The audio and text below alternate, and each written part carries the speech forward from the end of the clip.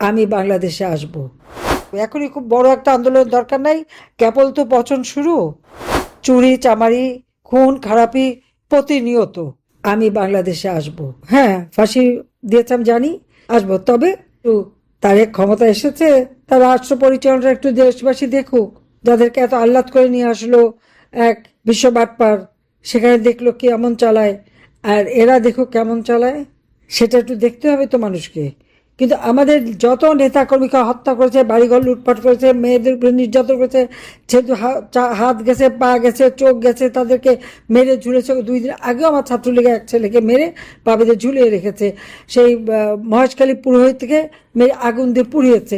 এই সমস্ত অপকর্ম যারা করেছে, আপনার ঘর যারা ভেঙেছে, আপনার উপরে যারা অত্যাচার করেছে এবং যারা মিথ্যা মামলা দিয়েছে, প্রত্যেকের খবর নেন, নাম তালিকা রাখেন। এই মিথ্যা মামলা টিকবে না, এটা নিয়ে ভয় পাওয়ার কিচ্ছু নেই। আজকে কারাগারে আমাদের অগণিত নেতাকর্মীর উপরে চরম নির্যাতন চলছে, চরমভাবে নির্যাতন চলছে। এই নির্যাতন বন্ধ করতে হবে, সকল রাজবন্দীদের মুক্তি দিতে হবে। চারিদিকে সোচ্চার করেন যে রাজবন্দীদের মুক্তি চাই, মিথ্যা মামলা প্রত্যাহার করো, আর যারা হত্যাকারী তাদের বিচার করতে হবে।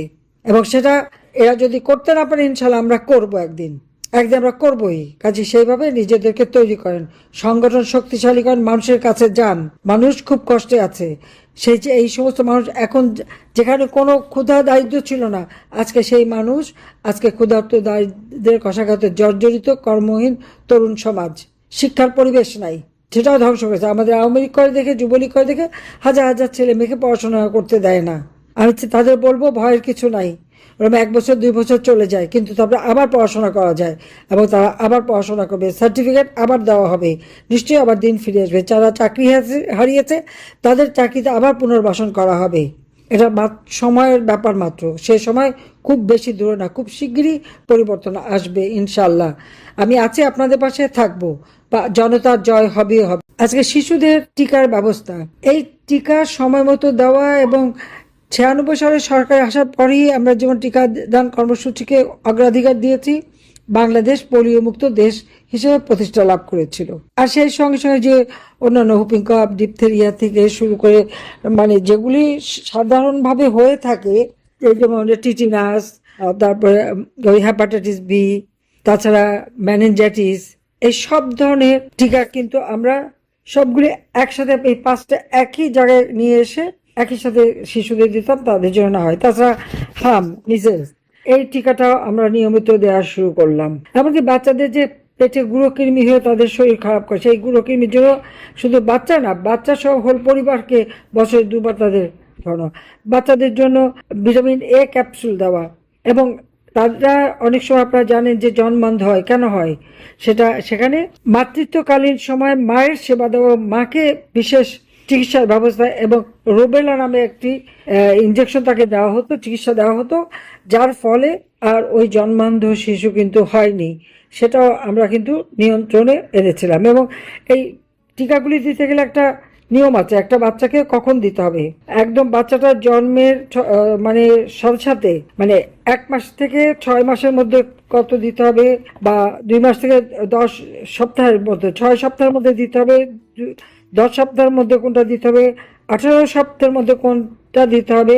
যেমন নিউমোনিয়া, ব্যাকটেরিয়াল মেনিনজাইটিস, সেটা কিন্তু বছরে, মানে বাচ্চাটা হবার সাথে সাথে তার 6 সপ্তাহে প্রথম ডোজ, 10 সপ্তাহে দ্বিতীয় ডোজ, আর 18 সপ্তাহে তৃতীয় ডোজ দিলে আর কখনো সে মেনিনজাইটিসে ভুগবে না। তাহলে এই শিশুরা ভবিষ্যতে একটা সুন্দর স্বাস্থ্য নিয়ে জন্মাবে। এইভাবে কিন্তু আমরা প্রত্যেকটা কাজ করে গেছি।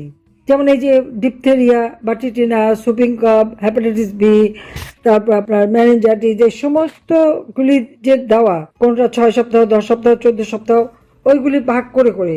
এমনকি আমাদের উঠতি বয়সের মেয়েরা, অনেক সময় সেই মেয়েদের যে মানে জরায়ু ক্যান্সার দেখা দেয়, এই ক্যান্সারটা যাতে না হয় তার জন্য তাদের ভ্যাকসিনের ব্যবস্থা আমি করে দিয়েছিলাম।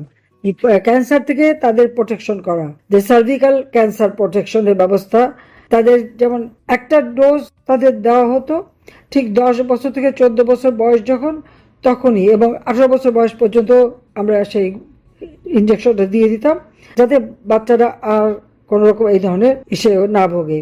কোভিডের সময় আমরা বিনা পয়সায়, আপনারা জানেন যে আমরা তাদেরকে ভ্যাকসিন দিয়েছি।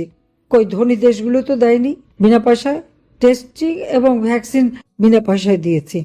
তো আমাদের অপরাধটাকে, আমরা তো মানুষকে বাঁচিয়েছি, আর সেই মানুষকে হত্যা করে লাশ ফেলবে আমার সরকার থেকে উৎখাত করতে, এটা তো মেনে নেওয়া যায় না।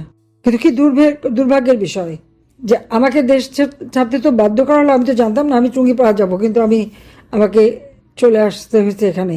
যখন আমি বর্ডার ক্রস করি তখন আমি জানি যে আমি এখানে এসেছি। তারপর আমি আমার বাবা মা ভাই সব হারিয়েছি।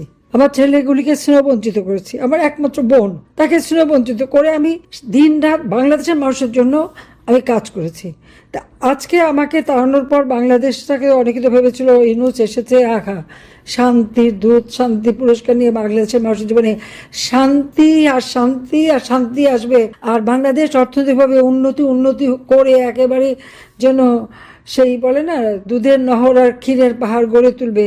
কি হয়েছে কিছু উল্টো।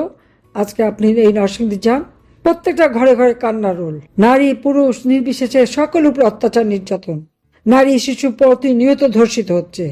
আর আওয়ামী লীগ করাটা অপরাধ। কেন আওয়ামী লীগ অপরাধ? আওয়ামী লীগ তো বাংলাদেশের মানুষের জন্য কাজ করেছে। এই যে এত কাজ আমরা উন্নতি করেছি, আমার দলের লোকরা যদি সক্রিয় না থাকতো এটা কি সম্ভব হতো? কোনোদিন সম্ভব হয় না। এখনো আজকে হাওড়ে পানিতে ধান পড়ে গেছে, কৃষক তুলতে পারে না। আমাদের ছাত্রলীগের ছেলেরা তো ছুটে গেছে, কৃষককে সাহায্য করছে। যুবলীগ চলে গেছে, তারা সাহায্য করছে। কই আর তো কেউ যাচ্ছে না। কিন্তু এখন আমরা মাটি মানুষের জন্য কাজ করি। আজকে এই বাজেটে 2024-25 অর্থ বছরের বাজেটে আমি টাকা রেখে এসেছি 7,97,000 কোটি টাকার বাজেট। সেখানে 41,000 কোটি টাকা তো খালি এই মানুষের, বিশেষ করে শিশুদের ভ্যাকসিন, মানুষের পুষ্টি এবং জনসংখ্যার স্বাস্থ্যের জন্য। তাহলে সেই টাকা কোথায় গেল? যে কেন ভ্যাকসিন কেনে নেয় ইউনূস? যেখানে ইউনিসেফের সাথে আমাদের চুক্তি, গাভির সাথে আমাদের চুক্তি, এবং আমরা তাদের কাছ থেকে নিয়মিত আমরা ভ্যাকসিন নিতাম। ভ্যাকসিন সেখানে কিনে আনা মানে মানুষের জীবনের ঝুঁকিপূর্ণ হয়ে যায় না। কাজে তাদের সমস্ত এই ধরনের এগুলি খুব ক্রিটিক্যাল ব্যাপার। তাদের মতামত নিয়ে, পরামর্শ নিয়ে পরীক্ষা করে দিতে হয়।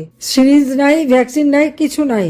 কি টাকা বাঁচাচ্ছে, সেজন্য টেন্ডার দিয়েছে। টাকা চুরি করে নিয়ে যে টেন্ডারের নামে ফাওতাবাজি দিয়ে আজকে আমার হাজার হাজার শিশুকে হত্যা করেছে। হাসপাতালের হিসাবে 415 জনের নাম এসছে, কিন্তু তার বাইরে বাড়িতে বাড়িতে যে হাম হচ্ছে, মানুষ যে মারা যাচ্ছে, কতজন হাসপাতালে আসতে পারছে? তো এর জবাব কে দেবে? এটা তো ইউনূসকে দিতে হবে, তার উপদেষ্টা নূরজাহানকে দিতে হবে, এবং তাদের বিরুদ্ধে তদন্ত করতে হবে যে কেন সময় মতো ভ্যাকসিন কেনা হলো না, কেন আমাদের এই শিশুদের ভবিষ্যৎ নষ্ট করা হলো। আজকে তারা আবার সেই জন্মান্ধ হবে, আবার নানা ধরনের রোগে ভুগবে, আবার পোলিও আসবে, তার নানাভাবে তারা একটা রুগ্ন মানুষ হিসেবে গড়ে উঠবে। কেন? এর জবাব তাকে দিতে হবে এবং এর জন্য তদন্ত করতে হবে। এবং যাদের সন্তান হারিয়েছেন আমি তাদের বলবো যে ওই বাটপার ইউনূস আর তার ওই উপদেষ্টা, এদের বিরুদ্ধে আপনারা মামলা করেন। দিন আসবে তখন এগুলি কাজে লাগবে, এদের শাস্তি পেতেই হবে। কারণ এই শিশু হত্যার দায় এড়াতে পারে না। একটা মানুষের জীবন নিয়ে এরা ছিনিমিনি খেলবেই তো। গরিব মানুষ, দরিদ্র মানুষ, তাদের দেয় কয়টা টাকা, ন্যায় মোটা টাকার ঘুষ।